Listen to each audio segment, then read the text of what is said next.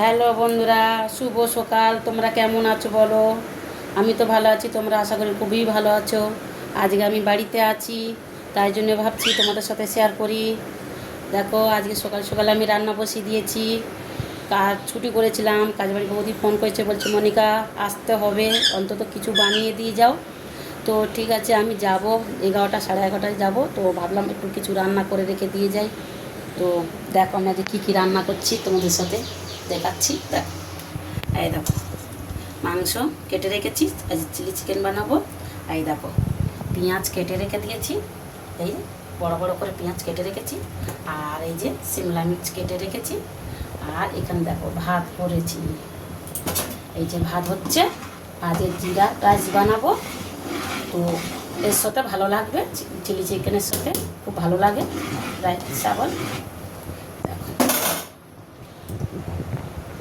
দেখেছো বন্ধুরা? চলো বাই বাই, তোমাদের সাথে শেয়ার করলাম, ভালো লাগলে কমেন্টে জানাবে। চলো বাই বাই।